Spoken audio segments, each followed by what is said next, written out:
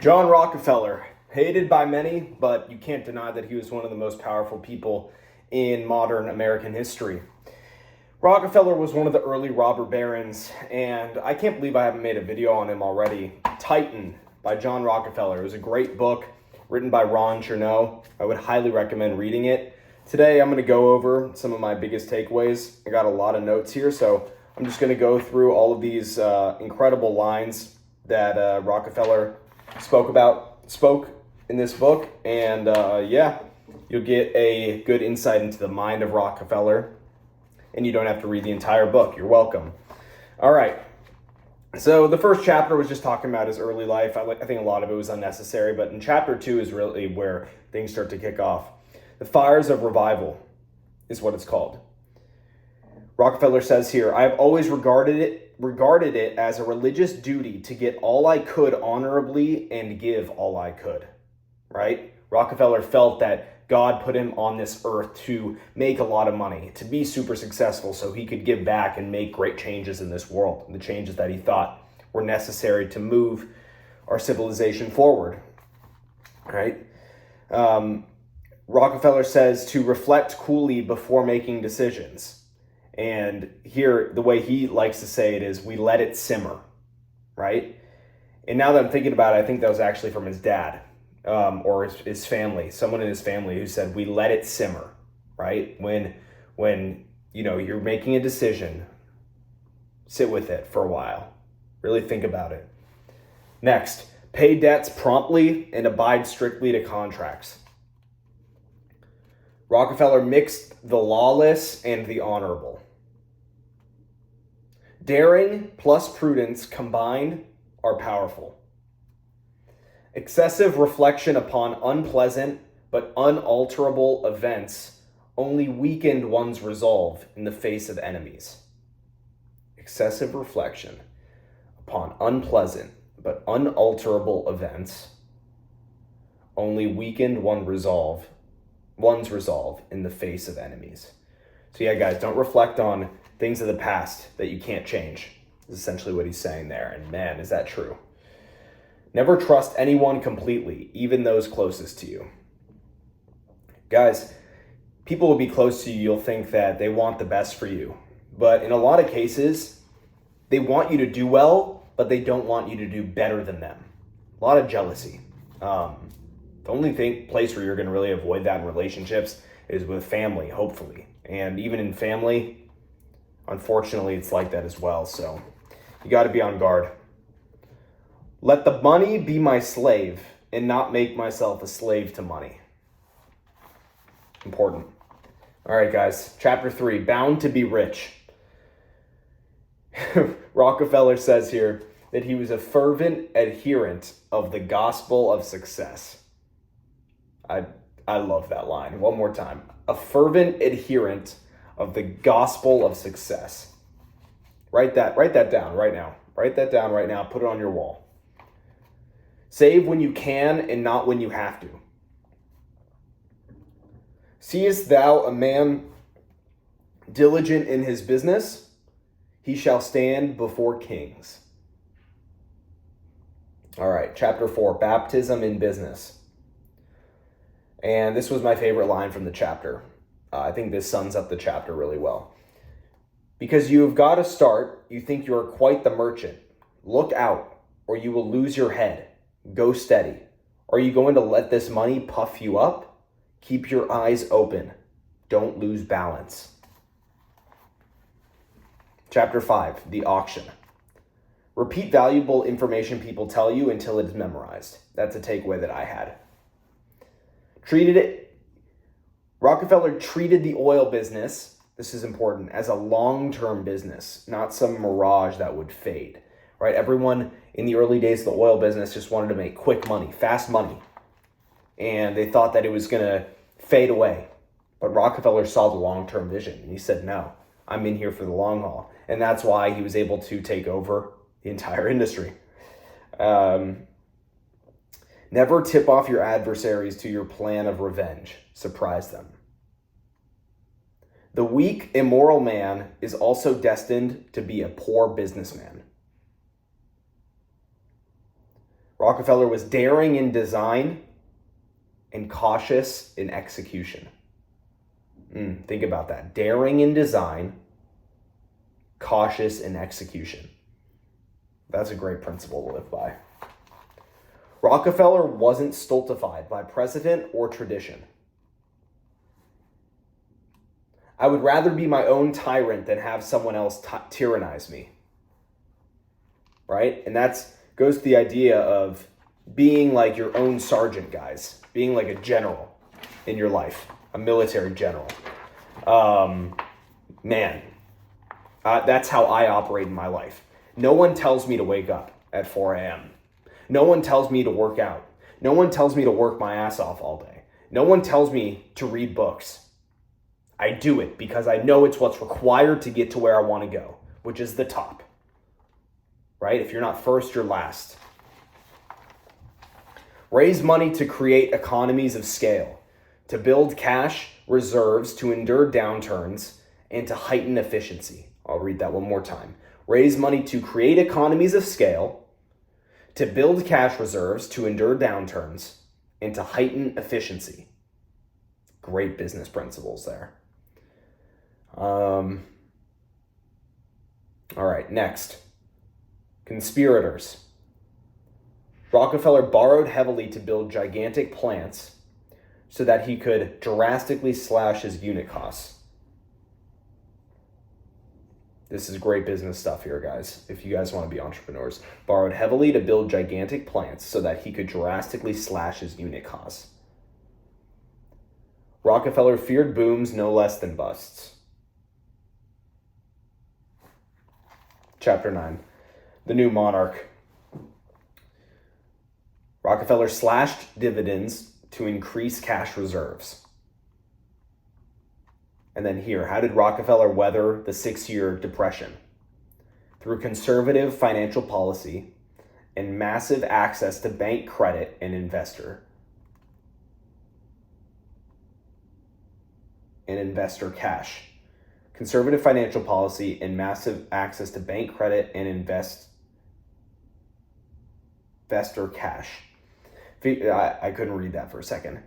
Rockefeller figured out how to insinuate himself into the very infrastructure of the industry, right? He integrated across all lines of the industry, right? So that he could be deeply entrenched in it. That way, nothing could move without Rockefeller. Chapter 10, Sphinx. Rockefeller kept a stony face at all times. Rockefeller says success comes from keeping the ears open and the mouth closed. Here's a great line from him here, guys. Listen to this. Do not many of us fail to achieve big things? Fail because we lack concentration, the art of concentrating the mind on the thing to be done at the proper time and to the exclusion of everything else? One more time. Do not many of us fail to achieve big things? Fail because we lack concentration, the art of concentrating the mind on the thing to be done at the proper time and to the exclusion of everything else. Guys, write that down. Write that down on your wall, right? When you write things, it solidifies in your mind. That line is incredible. Rewatch that again if you need to rewatch it. It is not good to keep all the forces at tension all the time. These are the things that Rockefeller focused on solely in his life. Focused on finance, personal, admin, and general policy matters. Or no, these are things he focused on with business. Sorry. Focused on finance, personnel, admin, and general policy matters. Next. Rockefeller had a devious talent for concocting anti-competitive practices and paralyzing the trade.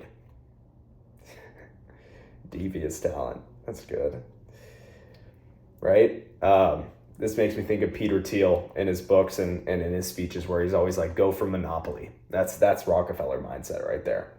Make sure to leave no fingerprints, no loose ends.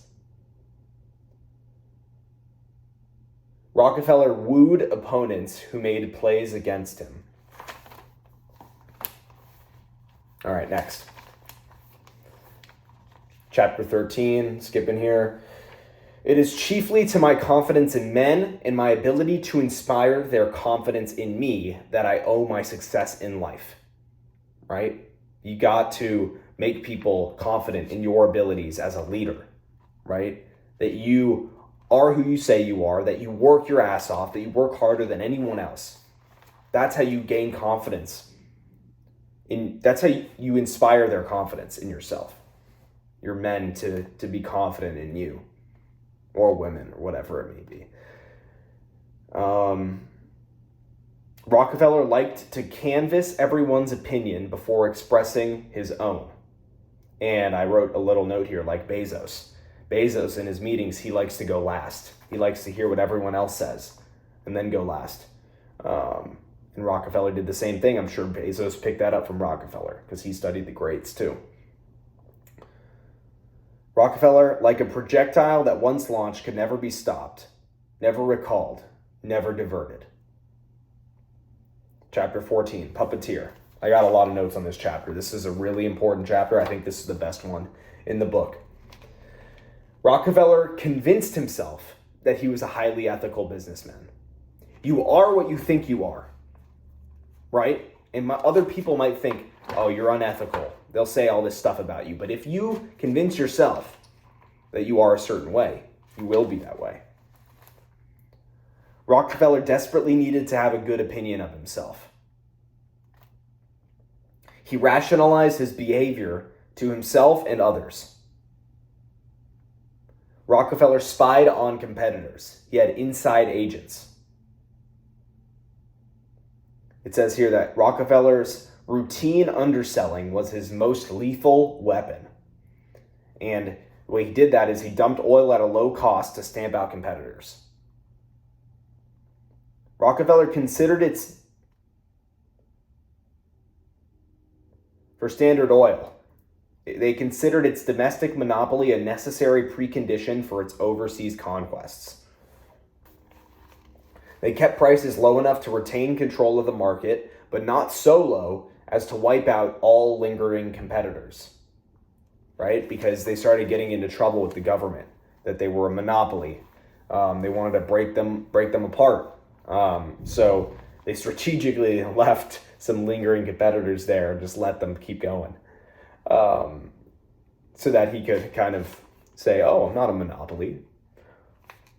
Whenever he was about to commit some particularly heinous act, he would first find a character flaw in the victim, then proceed with a serene conscience.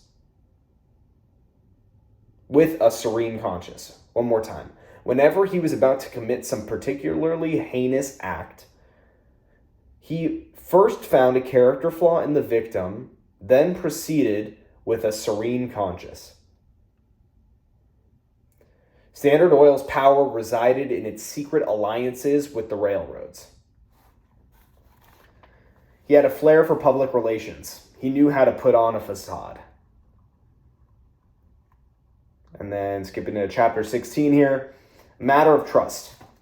The great invention of the 19th century was the invention of the method of invention. One more time. The greatest invention of the 19th century was the invention of the method of invention. So the process of inventing was the greatest thing that happened back then, not the inventions themselves. And then here I wrote, Rockefeller was really, found it really important to be vertically integrated. That's how he took over the industry. There was a lot of corruption and collusion with the government. Guys, when you get to the top, doesn't matter. Even nowadays, the guys at the top, they're in bed with the government, right? When you're too powerful, you eventually are in bed with the government. He prided himself on his obfuscatory powers and excelled at fuzzy answers. You never knew what he was thinking, but he always knew what we were thinking. Damn, that's good. All right, chapter 17. Mistakes are made by organizing too many feeble institutions. Rockefeller cultivated a wise detachment from his creations. He did not want the publicity and credit for his philanthropy. And then chapter 18, guys, this is the last chapter I'm going to go over. The second half of the book, I don't think you need to read. Because from there, he's already ultra powerful. It's all about philanthropy and all this stuff. Just read up to this point if you're going to get the book, which I would suggest doing, because you'll get your own takeaways from it. So chapter 18, Nemesis. Cooperation is superior to the vagaries of cutthroat competition. The Standard Oil Trust was really a bank of the most gigantic character, a bank within an industry. Be the bank, guys. Be the bank that all your competitors rely on in your industry. All right, that's monopoly. That's monopoly. The facade of competition was a huge thing that Standard Oil was able to pull off, which was why it was able to survive for so long. They financed the industry against all competition and continually lended vast sums of money to needy borrowers on high-class collateral, just as the other great banks were doing. Oh, God. Yeah, these guys are fucking smart, man. Borrowing on the collateral of securities. They were borrowing on the collateral of securities that were then collapsing in value. Rockefeller says here, I will stop when I am stopped, not before. The trust maintained its dominance by keeping prices low and selectively engaging in predatory pricing. There you have it, guys. That is Titan, John Rockefeller. Go get the book. I don't have the physical copy with me right now. I got it at the library. I can't get the physical copy of all books, but this notebook, this is my notebook on power, on the greats. Man, this is going to be valuable to me in my life. I would definitely recommend getting the book. Guys, I think the number one takeaway for me from that book was to become a disciple of the gospel of success. Yeah. I'm going to put that on my wall. I'm going to write it down and tape it on my wall. Because that, guys, is the type of mindset we have to have if we're going to get to the top. There's no other way. We have to believe that we were meant to do great things, that we were meant to be successful. Right? And once we know that, once we know for a fact, no one can tell us otherwise, it's game over. There's nothing that can stop us. So look, I hope you enjoyed the video, guys. I will talk to you guys soon. My next summary, I'm thinking about making it on George Washington, which I'm reading right now. And I got another book on Napoleon that I read. So that might be the next one too, but look out for that. I will talk to you guys soon. Blaze of Cyan, signing off. See you later. Bye.